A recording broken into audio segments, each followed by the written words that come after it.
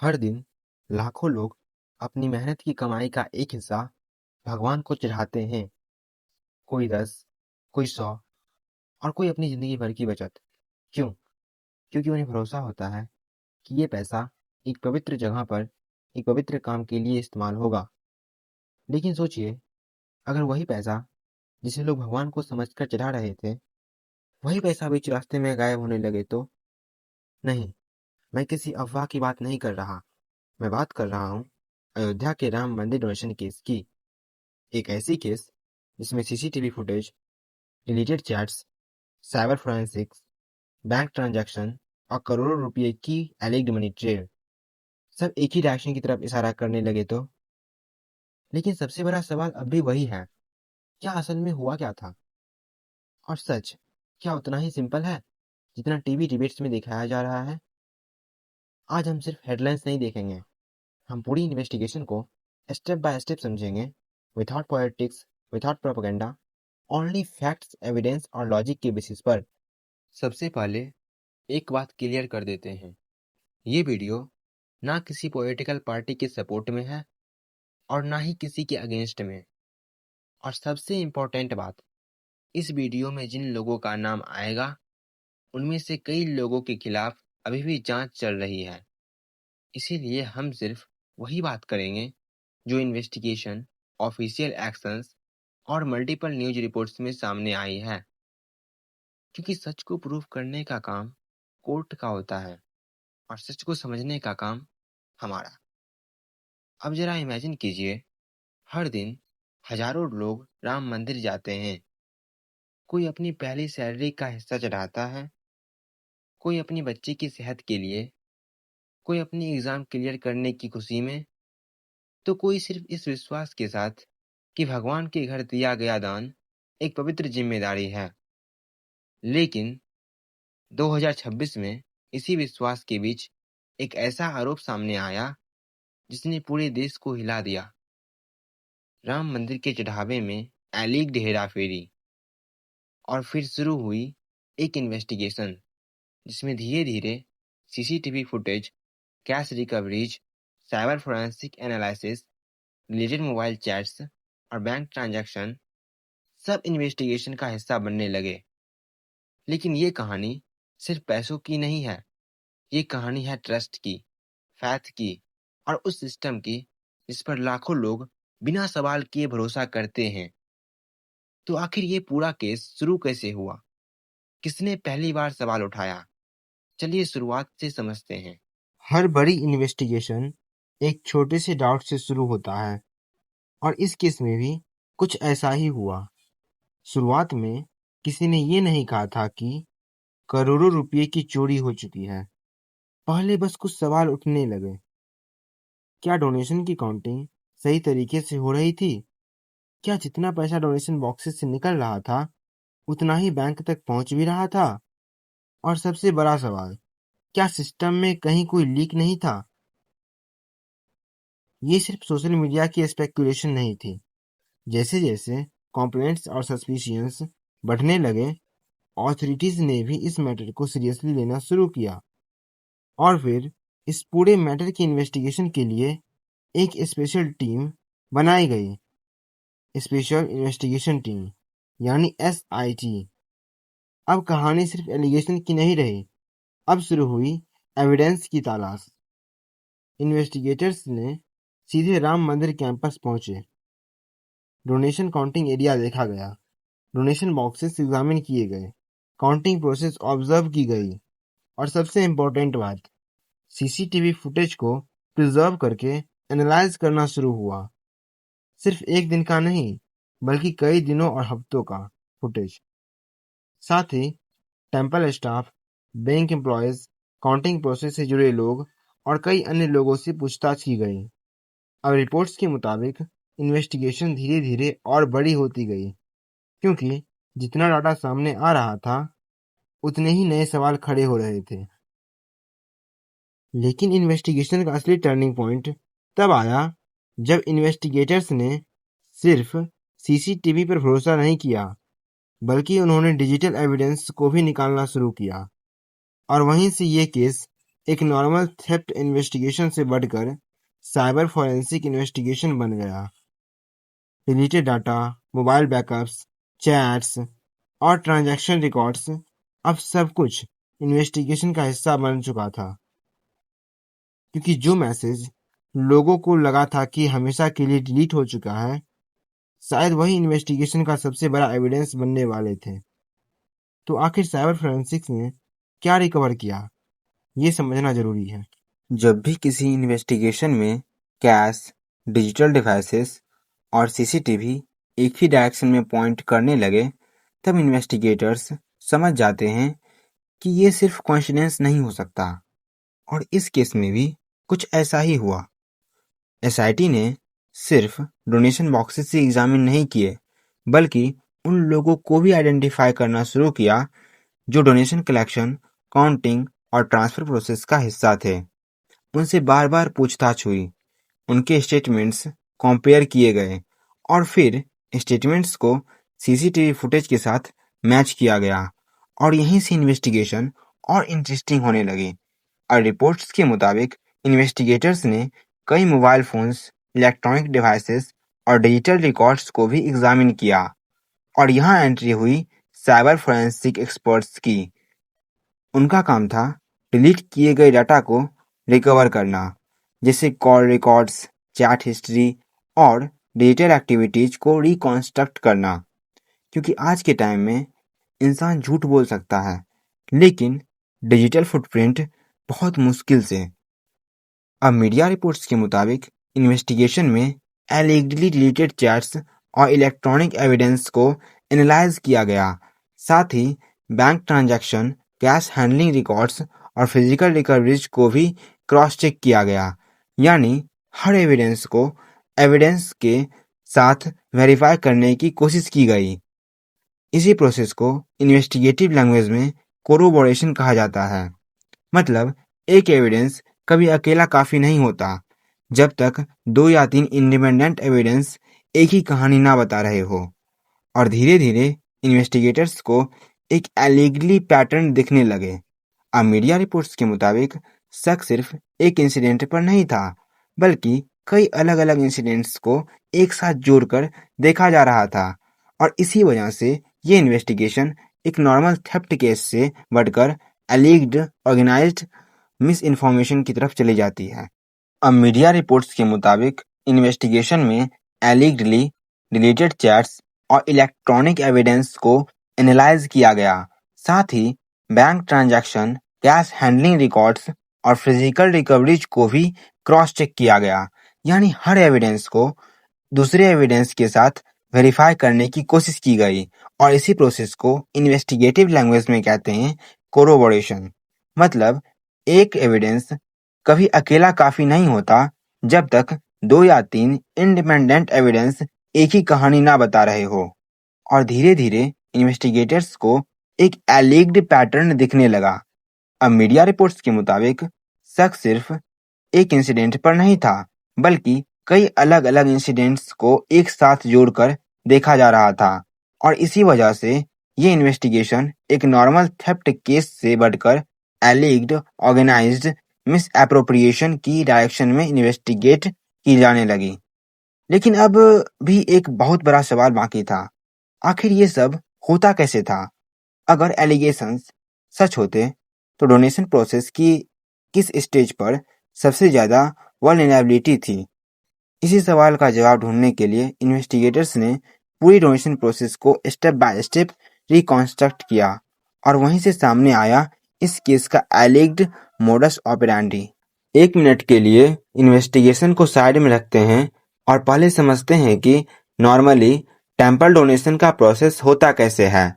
क्योंकि जब तक प्रोसेस समझ नहीं आएगा, तब तक एलिग्ड इरेगुलरिटी भी समझ नहीं आएगी। सपोज दैट एक पर्सन डोनेशन बॉक्स में कैश डालता है या गोल्ड, सिल्वर या कोई और वैल्यूएबल आइटम डोनेट करता है।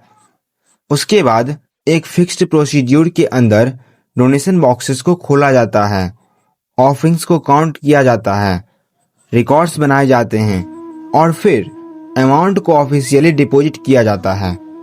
सुनने में कितना सिंपल लग रहा है, और इसका थ्योरी प्रोसेस भी इतना ही सिंपल दिखता है। लेकिन एसआईटी की इन्वेस्टिगेशन के दौरान इसी प्रोसेस के कुछ स्टेजेस इन्वेस्टिगेटर्स के फोकस में आ गया। अब मीडिया रिपोर्ट्स के मुताबिक सबसे ज़्यादा स्क्रूटिनी डोनेशन काउंटिंग सेंटर्स पर हुई, यानी वही जगह जहां डोनेशन बॉक्सेस खुल रहे थे और ऑफरिंग्स काउंट हो रही थी। अब इन्वेस्टिगेटर्स ने सीसीटीवी फुटेज को फ्रेम बाय फ्रेम एनालाइज किया, ड्यूटी रोस्टर्स को वेरीफाई किया और अलग अलग एम्प्लॉयज के स्टेटमेंट्स को एक दूसरे से कंपेयर किया। अब रिपोर्ट्स के मुताबिक इन्वेस्टिगेशन का एक एंगल ये था कि एलिग्ड डाइवर्जन काउंटिंग प्रोसेस या ट्रांसफर प्रोसेस के दौरान हुआ हो सकता है। ध्यान रहे, ये इन्वेस्टिगेशन का एलिगेशन था, कोर्ट का फाइनल कंक्लूजन नहीं। इसी बीच सीसीटीवी एनालिसिस और विटनेस स्टेटमेंट्स को मिलाकर इन्वेस्टिगेटर्स ने कई सस्पिशियस इंसिडेंट्स आइडेंटिफाई करने का दावा किया। कुछ मीडिया रिपोर्ट्स में लगभग 70 सस्पिशियस इंसिडेंट्स का जिक्र भी सामने आया। सही तौर पर 27 अप्रैल से 5 जून के बीच कैमरा फुटेज में ये दिखाया गया।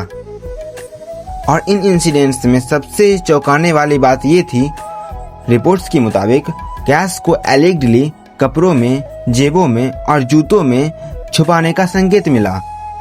अब इनके फिगर अलग अलग रिपोर्ट्स में अलग अलग हैं और फाइनल कंफर्मेशन कोर्ट और ऑफिशियल चार्जेस शीट से ही होगी।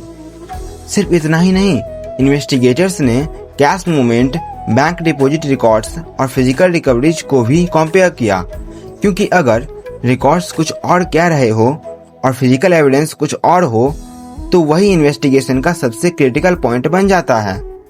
जैसे जैसे इन्वेस्टिगेशन आगे बढ़ी वैसे वैसे कुछ लोगों का काम और उनका नाम सामने आने लगे। कुछ अरेस्ट हुए और कुछ से पूछताछ की गई। लेकिन क्या ये सिर्फ कुछ इंडिविजुअल्स का काम था या इसके पीछे एक ऑर्गेनाइज्ड नेटवर्क था?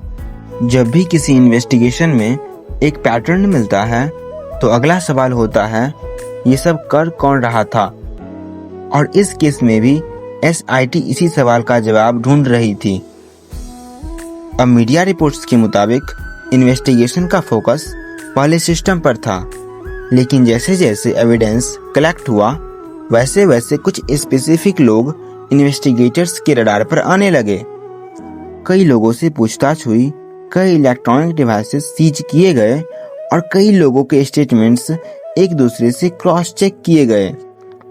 अब रिपोर्ट्स के मुताबिक पुलिस ने एफआईआर के बेसिस पर कई लोगों को अरेस्ट भी किया। उनमें से अनुकल्प मिश्रा, लवकुश मिश्रा और कुछ अन्य आरोपियों के नाम मीडिया रिपोर्ट्स में सामने आए। बाद में कुछ रिपोर्ट्स में टिन्नू यादव और सुभाष श्रीवास्तव को भी इन्वेस्टिगेशन के की ऑपरेशनल सस्पेक्ट्स के रूप में मेंशन किया गया। लेकिन यहाँ एक बात बहुत जरूरी है, ये सब नाम इन्वेस्टिगेशन और मीडिया रिपोर्ट्स का हिस्सा थे। कोर्ट ने अभी तक किसी को भी फाइनल तौर पर दोषी डिक्लेयर नहीं किया था। रिपोर्ट्स के मुताबिक एसआईटी ने सिर्फ अरेस्ट पर ही फोकस नहीं किया, बल्कि ये समझने की भी कोशिश की कि अगर एलिग्ड डाइवर्जन हुआ तो उसका पैसा आखिर गया कहाँ। इसीलिए cash recoveries, bank transaction, properties links और फाइनेंशियल ट्रेल को भी इन्वेस्टिगेट किया गया। और रिपोर्ट्स के मुताबिक इन्वेस्टिगेटर्स ने 7 बैंकों से रिकॉर्ड्स मंगवाए और एम्प्लॉयज के अकाउंट में ऐसी डिपॉजिट मिली जो उनकी रिपोर्टेड इनकम से मिसमैच कर रही थी।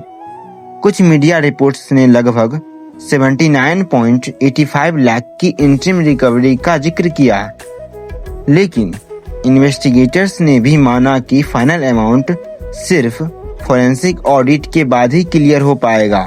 जैसे जैसे इन्वेस्टिगेशन बढ़ी वैसे वैसे एक और बड़ा डेवलपमेंट सामने आया। ये केस सिर्फ पुलिस इन्वेस्टिगेशन तक सीमित नहीं रहा, अब इसका असर राम मंदिर ट्रस्ट के एडमिनिस्ट्रेशन पर भी दिखने लगा। और मीडिया रिपोर्ट्स के मुताबिक ट्रस्ट के कुछ सीनियर ऑफिशियल्स पब्लिक स्क्रूटिनी के सेंटर में आ गए और इसी दौरान जनरल सेक्रेटरी चंपत राय और ट्रस्टी डॉक्टर अनिल मिश्रा के रिजाइनेशन ट्रस्ट की मीटिंग में फॉर्मली एक्सेप्ट कर लिए गए। ध्यान रहे, मीडिया रिपोर्ट्स के मुताबिक ये उनका एडमिनिस्ट्रेटिव डिसीजन था। इसका मतलब ये नहीं है कि कोर्ट ने गिल्टी डिक्लेयर कर दिया है। ये उनका एडमिनिस्ट्रेटिव अकाउंटेबिलिटी का एक हिस्सा हो सकता है और इसी वजह से इन्वेस्टिगेशन के साथ साथ ट्रस्ट के गवर्नेंस मॉडल पर भी सवाल उठने लगे। रिपोर्ट्स के मुताबिक इसी के जवाब में ट्रस्ट ने डोनेशन काउंटिंग प्रोसेस में कुछ नए सेक्रेटरी चेंजेस भी इंट्रोड्यूस किए, जैसे special dress code, number pocket, counting setup, multiple person checking और पूरी काउंटिंग प्रोसेस की वीडियोग्राफी। लेकिन सवाल इस पूरे केस का सबसे इम्पोर्टेंट अभी भी बाकी था। अगर भगवान के नाम पर दिया गया दान भी इलीगली सिक्योर नहीं था, तो आखिर सिस्टम में कमी कहाँ थी? यही इस कहानी का सबसे बड़ा लेसन बनता है। हर इन्वेस्टिगेशन सिर्फ ये नहीं बताती कि क्राइम किसने किया। एक अच्छी इन्वेस्टिगेशन ये भी बताती है कि क्राइम हुआ कैसे और उसे दोबारा होने से कैसे रोका जा सकता है।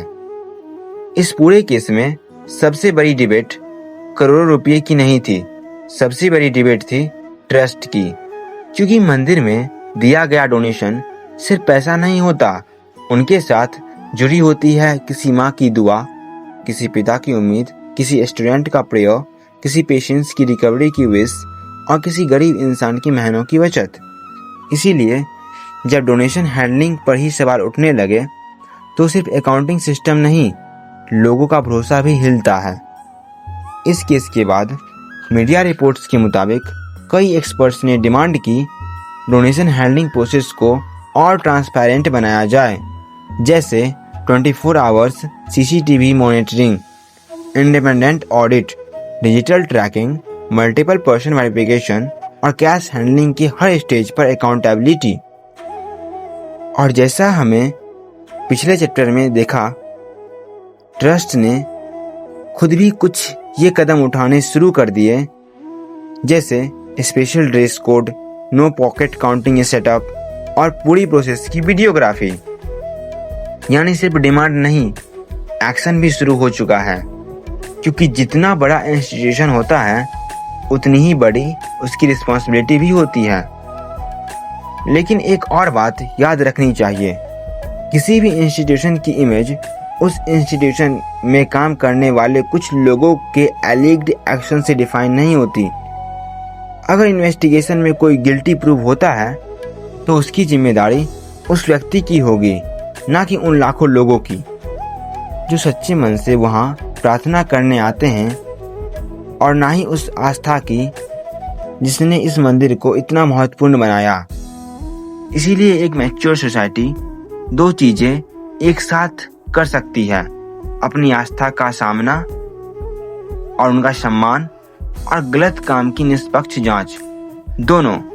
क्योंकि फैथ कभी भी ट्रांसपेरेंसी से नहीं डरता, सच्चाई कभी इन्वेस्टिगेशन से नहीं डरती, और अगर सिस्टम सच में मजबूत होती है तो इन्वेस्टिगेशन उसे और मजबूत बनाती है। आज भी इस केस की फाइनल लीगल जर्नी पूरी तरीके से खत्म नहीं हुई है। फाइनल चार्जशीट, कोर्ट प्रोसीडिंग्स और जुडिकल फाइंडिंग्स यही तय करेंगे कि दोषी कौन था और कौन नहीं। लेकिन एक बात तो आज ही सीखी जा सकती है, भगवान के घर में दिया गया दान सिर्फ पैसा नहीं होता, वो लाखों लोगों के विश्वास की अमानत होता है। और जहां अमानत हो वहां अकाउंटेबिलिटी भी होनी चाहिए, क्योंकि आस्था तब और मजबूत होती है जब उसके साथ सच्चाई, ईमानदारी और ट्रांसपेरेंसी भी खड़ी हो। अगर आपको लगता है कि हर बड़े इशू को पॉलिटिक्स नहीं, फैक्ट्स और एविडेंस के बेसिस पर समझना चाहिए, तो इस वीडियो को शेयर कीजिए।